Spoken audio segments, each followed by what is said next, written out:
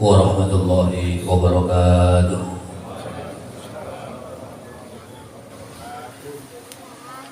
Allahu Akbar, Allahu Akbar, Allahu Akbar, Allahu Akbar, Allahu Akbar, Allahu Akbar, Allahu Akbar, Allahu Akbar, Allahu Akbar, Allahu Akbar kabira, walhamdulillahi katsira, wa subhanallahi bukratan wa asila. La ilaha illallah, Allahu Akbar, Allahu Akbar, walillahil hamd. Alhamdulillah, alhamdulillahi wahdah, sadaqa wa'dah, wa nasara 'abdah, wa 'azza jundahu hazamal ahzaba wahdah. Asyhadu an la ilaha illallah wahdahu la syarika lah, wa asyhadu anna sayyidana wa maulana Muhammadan 'abduhu wa rasuluh alladzi la nabiyya ba'dah. Allahumma shalli wa sallim ala sayyidina Muhammadin ibni Abdillah wa ala alihi wa sahbihi wa man iqtada hudah. Amma ba'du fa ya ibadallah, usikum wa iyaya bittaqwallah. Faqad faza al-muttaqun. Qala Allah ta'ala fil Qur'anil Karim, a'udzu billahi minasy syaithanir rajim. Bismillahirrahmanirrahim. Ya ayyuhalladzina amanu taqullaha haqqa tuqatih wa la tamutunna illa wa antum muslimun. Wa qala ta'ala, inna a'tainakal kautsar fasholli li rabbika wanhar inna syani'aka huwal abtar. Jamaah salat Idul Adha rahimakumullah. Marilah kita bersama-sama kita tingkatkan takwa kita kepada Allah Subhanahu wa taala dengan menjalankan segala perintah-perintahnya dan meninggalkan semua larangan-larangannya. Jamaah salat Idul Adha rahimakumullah. Di pagi yang berkah ini kita berkumpul untuk melaksanakan sholat Idul Adha. Baru saja kita laksanakan rukuk dan sujud sebagai manifestasi iman dan takwa kita kepada Allah Subhanahu wa taala. Kita agungkan namanya, kita gemakan takbir dan tahmid sebagai pernyataan dan pengakuan atas keagungan Allah Subhanahu wa taala. Takbir yang kita ucapkan bukan sekedar gerak bibir tanpa arti, tapi merupakan pengakuan dalam hati, menyentuh dan menggetarkan relung-relung jiwa manusia yang beriman. Allahu Akbar, Allah Maha Besar, Allah Maha Agung, tiada yang patut disembah kecuali Allah. Karena ini, melalui mimbar ini saya mengajak pada diri saya sendiri dan kepada hadirin sekalian, marilah kita tundukkan kepala dan jiwa kita di hadapan Allah yang Maha Besar. Campakkan jauh-jauh sifat keangkuhan dan kecongkakan dalam diri kita, sifat adigang, adigung, adiguno yang dapat menjauhkan kita dari rahmat Allah Subhanahu wa taala. Sebab apapun kebesaran yang kita sandang, kita kecil di hadapan Allah. Betapapun perkasanya kita, masih lemah di hadapan Allah yang Maha Kuat. Betapapun hebatnya kekuasaan dan pengaruh kita, kita tidak berdaya dalam genggaman Allah yang Maha Kuasa atas segala-galanya. Allahu Akbar, Allahu Akbar, Allahu Akbar, walillahil hamd. Jamaah salat Idul Adha rahimakumullah. Idul Adha dikenal juga dengan sebutan Hari Raya Haji, di mana kaum muslimin sedang menunaikan haji yang utama, yakni wukuf di Arafah. Mereka semua memakai pakaian serba putih dan tidak berjahit yang disebut pakaian ihram, melambangkan akidah dan pandangan hidup, mempunyai tataran nilai persamaan dalam segala segi bidang kehidupan. Tidak dapat dibedakan antara mereka. Semua merasa sederajat, sama-sama mendekatkan diri kepada Allah yang Maha Perkasa. Sambil membaca kalimat talbiyah, labbaik Allahumma labbaik, labbaik la syarika lak labbaik, innal hamda wan ni'mata laka wal mulk la syarika lak. Di samping Idul Adha dinamakan hari raya haji, juga dinamakan Idul Kurban, karena merupakan hari raya yang menekankan pada arti kurban. kurban itu sendiri artinya dekat, sehingga kurban ialah menyembelih hewan ternak untuk mendekatkan diri kepada Allah Subhanahu wa taala, diberikan kepada fuqara dan masakin. Allahu akbar, Allahu akbar, Allahu akbar, walillahil hamd. Jamaah salat Idul Adha rahimakumullah. Dalam kehidupan ini ada banyak sekali prinsip-prinsip hidup yang harus kita jalani dan kita pegang teguh, belajar dari kehidupan Nabi Ibrahim alaihissalam dan keluarganya. Pada kesempatan ini paling tidak ada 4 prinsip hidup yang harus kita wujudkan dalam kehidupan kita, baik secara pribadi, keluarga maupun bermasyarakat. Pertama adalah berdoa. Salah satu yang amat penting untuk kita lakukan dalam hidup ini adalah berdoa kepada Allah Subhanahu wa taala. Doa bukan hanya menunjukkan kita merendahkan diri kepada Allah, tapi memang kita merasa betul-betul memerlukan bantuan dan pertolongannya. Karena Allah adalah segala-galanya, sedangkan kita amat memerlukan dan tergantung kepadanya. Di antara doa Nabi Ibrahim alaihissalam adalah agar negeri yang ditempati diri dan keluarganya dalam keadaan aman. Allah Subhanahu wa taala berfirman mengisahkan doa Nabi Ibrahim alaihissalam. Wa idza qala Ibrahim rabbi ij'al hadzal balada amina wajnubni wa baniya an na'budal asnam. Dan ingatlah ketika Ibrahim berkata, ya Tuhanku, jadikanlah negeri ini Mekah, negeri yang aman, dan jauhkanlah aku beserta anak cucuku daripada menyembah berhala-berhala. Quran Surah Ibrahim ayat 35. Allahu akbar, Allahu akbar, Allahu akbar, walillahil hamd. Maka sudah seharusnya kita berdoa untuk kebaikan negeri kita agar menjadi negeri yang aman, sentosa, dan para pemimpin kita diberi petunjuk dan mau menerima petunjuk jalan hidup yang benar agar bisa melaksanakan tugas kepemimpinan dengan benar. Doa yang amat penting dipanjatkan oleh Nabi Ibrahim adalah agar diri dan keturunannya terhindar dari kemusyrikan yang menuhankan dan mengagungkan selain Allah.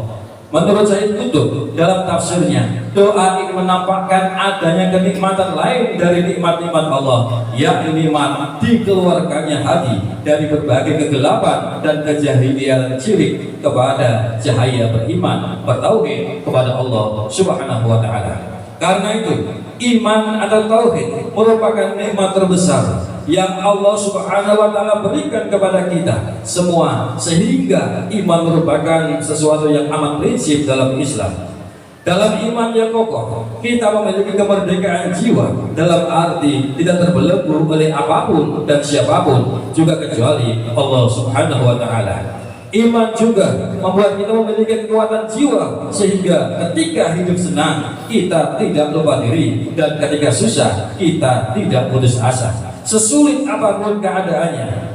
Dan dengan iman membuat kita memiliki ketenangan jiwa, karena kita yakin bahwa pasti ada jalan keluar dari problematika kehidupan ini. Allahu akbar, Allahu akbar, Allahu akbar, walillahil hamd. Prinsip hidup yang kedua yang dimiliki semangat berusaha. Prinsip hidup yang kedua adalah yang bisa kita contoh dari Nabi Ibrahim, memiliki semangat berusaha sehingga mau berusaha semaksimal mungkin. Hal ini karena sesulit apapun keadaan, peluang mendapatkan sesuatu tetap terbuka lebar. Siti Hajar telah membuktikan kepada kita betapa ia berusaha mencari rezeki meski berada di daerah yang saat itu belum ada kehidupan. Inilah yang dalam ibadah haji dan umrah dilambangkan dengan sa'i yang artinya usaha. Karena itu, ketika kita sudah berdoa, jangan sampai kita mengkhianati doa kita sendiri. Berdoa minta ilmu tapi tidak mau belajar. Berdoa minta anak soleh tapi tidak mau mencontohkan kesolehan dan tidak mendidik mereka. Berdoa minta sehat tapi mengkonsumsi sesuatu yang mendatangkan penyakit. Berdoa minta rezeki tapi tidak mau berusaha meraih yang halal. Begitulah seterusnya. Inilah yang kita maksud dengan mengkhianati doa sendiri. Kadang orang salah paham, dia tidak mau berusaha karena katanya rezeki kan di tangan Tuhan. Kalimat itu tidak salah. Yang banyak orang salah adalah memahaminya seolah-olah rezeki itu akan kita dapat secara otomatis. Mereka berkata, sekalipun usaha, kalau bukan rezeki kita tetap saja tidak dapat. Padahal Allah Subhanahu wa ta'ala memang sudah menyediakan rezeki buat kita. Bahkan tidak ada makhluk di muka bumi ini kecuali sudah ada rezekinya. Karena sudah ada dan disediakan, maka kita tinggal mengambilnya, bukan berpangku tangan.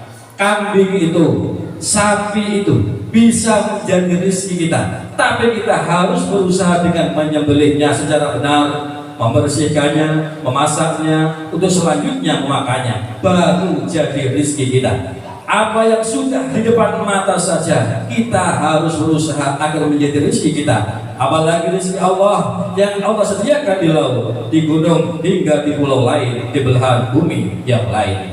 Sidi Hajat telah mencontohkan kepada kita bahwa meskipun ia berbaik sangka kepada Allah yang maha pemberi rezeki, tapi ia tetap berusaha untuk mencari rezeki. Namun ketika mencari rezeki, perhatian dan tanggung jawab utama kepada pendidikan anak tetap dilaksanakan hingga Ismail menjadi anak yang soleh dan selalu menunjukkan ketaatan yang luar biasa kepada Allah dan orang tuanya.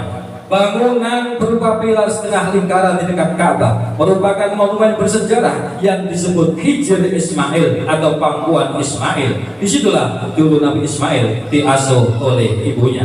Karena itu, ketika kita berjalan dalam rangka berusaha mencari rezeki secara halal untuk menafkahi diri dan keluarga, hingga kita tinggalkan keluarga tercinta, kita tinggalkan anak kita yang masih kecil dan masih lucu-lucunya, kita tinggalkan orang tua kita yang sudah renta, seiring lambaian tangan dan derai air mata perpisahan, kita terjang lautan, kita lewati gunung dan bukit, kita tembus hutan belantara, hingga kita sampai ke tanah rantau ini. Semua demi mereka, semua demi masa depan mereka, termasuk berjuang di jalan Allah Subhanahu wa ta'ala. Rasulullah bersabda, Inna Allah yuhibbul abdal mukhtarif wa man khada'a ala iyalihi kana kal mujahid fi sabilillah azza wa jalla. Sesungguhnya Allah suka kepada hamba yang berkarya dan terampil. Barang siapa yang bersusah payah mencari nafkah untuk keluarganya, maka dia serupa dengan seorang mujahid di jalan Allah azza wa jalla. Hadis riwayat Ahmad. Allahu akbar, Allahu akbar, Allahu akbar, walillahil hamd.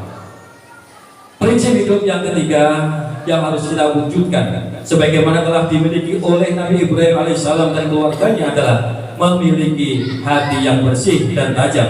Seperti halnya badan dan benda-benda, hati bisa mengalami kekotoran. Namun kotornya hati bukanlah dengan debu. Hati menjadi kotor bila padanya ada sifat-sifat yang menunjukkan kesukaannya kepada hal-hal yang bernilai dosa. Padahal dosa seharusnya dibenci. Oleh karena itu, bila dosa kita sukai, apalagi sampai kita lakukan, maka jalan terbaik adalah bertaubat sehingga ia menjadi bersih kembali. Rasulullah bersabda, "At-taibu minad dambi kaman la dambalah." Orang yang bertaubat dari dosanya seperti orang yang tidak menyandang dosa. Hadis riwayat Tabrani.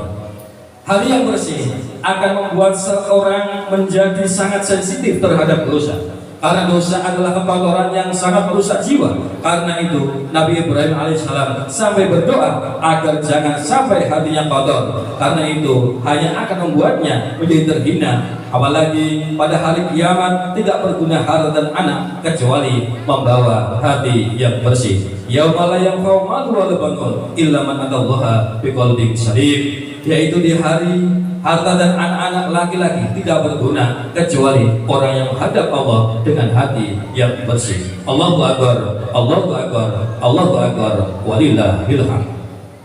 Yang terakhir, yang keempat, yang merupakan prinsip hidup yang bisa kita ambil, kita contoh dari Nabi Ibrahim dan keluarganya adalah tidak menyombongkan diri atas kebaikan yang dilakukan.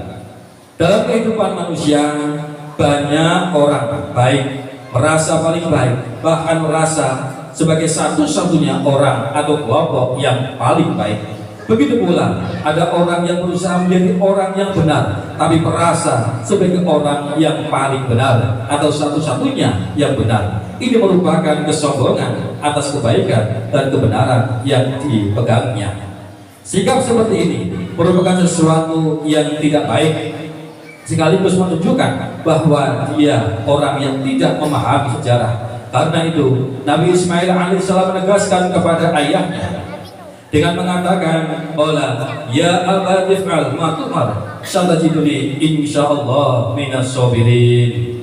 Hai bapakku, kerjakanlah apa yang diperintahkan kepadamu, insyaallah engkau akan mendapatiku termasuk orang-orang yang sabar. Apa yang dikemukakan Nabi Ismail alaihissalam menunjukkan ia seorang remaja dengan kepribadian yang matang. Ia langsung menangkap perintah Allah dari cerita mimpi ayahnya. Bahkan ia siap melaksanakan dengan segala konsekuensinya. Yang amat mengagumkan adalah ia mengatakan, insya Allah engkau akan mendapatiku termasuk orang yang sabar. Itu artinya ia memang siap menunjukkan kesabaran, tapi tidak mengklaim bahwa anak yang paling sabar, apalagi mengklaim sebagai satu-satunya orang yang sabar. Allahu Akbar, Allahu Akbar, Allahu Akbar, walillahil hamd.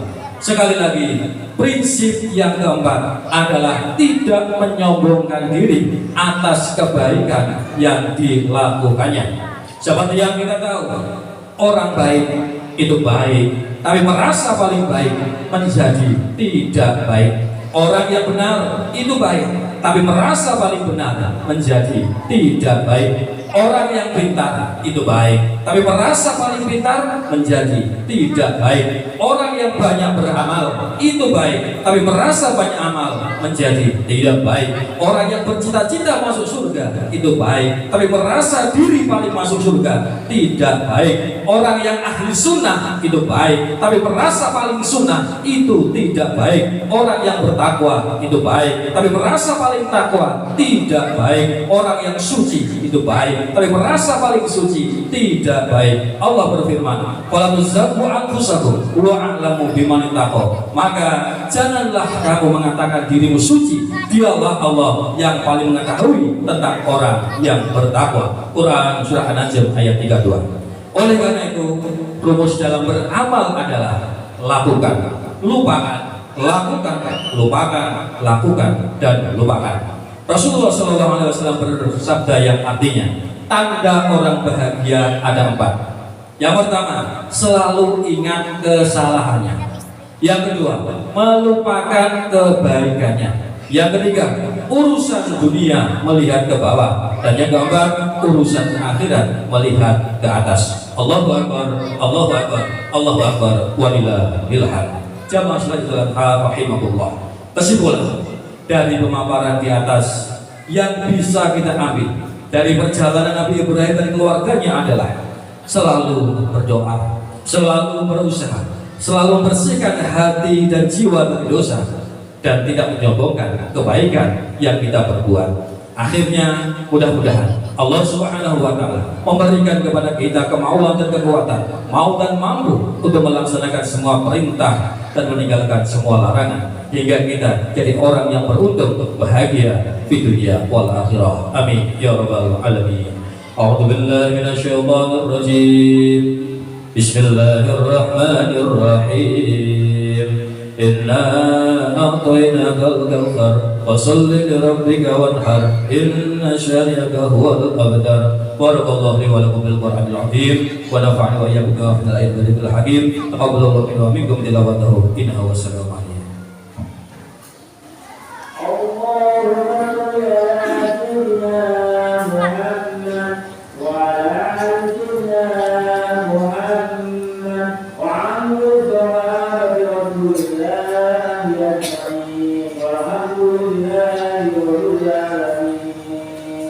Allahu Akbar, Allahu Akbar, Allahu Akbar, Allahu Akbar, Allahu Akbar, Allahu Akbar, Allahu Akbar, Allahu Akbar, Allahu Akbar, Allahu Akbar kabira walhamdulillahi katsira wa subhanallahi bukratan wa asila. Alhamdulillah, الحمد لله الذي هدانا لهذا وما كنا لنهتدي لولا أن هدانا الله أشهد أن لا إله إلا الله وحده لا شريك له وأشهد أن محمدا عبده ورسوله الذي لا نبي بعده اللهم صل وسلم على سيدنا محمد الأمين وعلى آله وأصحابه ومن تبعهم بإحسان إلى يوم الدين أما بعد فيا أيها المسلمون أوصيكم وإياي بتقوى الله فقد فاز المتقون قال الله تعالى في القرآن الكريم يا أيها الذين آمنوا اتقوا الله ولتنظر نفس ما قدمت لغد واتقوا الله إن الله خبير بما تعملون وقال تعالى في كتابه العزيز إن الله وملائكته يصلون على النبي يا أيها الذين آمنوا صلوا عليه وسلموا تسليما اللهم صل وسلم على سيدنا محمد وعلى آله وصحبه أجمعين واجعلنا معهم وارحمنا برحمتك يا أرحم الراحمين اللهم اغفر للمسلمين والمسلمات والمؤمنين والمؤمنات الأحياء منهم والأموات إنك سميع قريب مجيب الدعاء يا قاضي الحاجات وغفر الذنوب والخطيئات برحمتك يا أرحم الراحمين اللهم أصلح لنا ديننا الذي هو عصمة أمرنا وأصلح لنا دنيانا التي فيها معاشنا وأصلح لنا آخرتنا التي إليها معادنا اللهم اجعل بلدتنا إندونيسيا هذه بلدة طيبة وسائر بلاد المسلمين عامة إنك على كل شيء قدير اللهم إنا نسألك الهدى والتقى والعفاف والغنى ربنا آتنا في الدنيا حسنة وفي الآخرة حسنة وقنا عذاب النار والحمد لله رب العالمين عباد الله إن الله يأمر بالعدل والإحسان وإيتاء ذي القربى وينهى عن الفحشاء والمنكر ولذكر الله أكبر السلام عليكم ورحمة الله وبركاته اللهم صل يا رب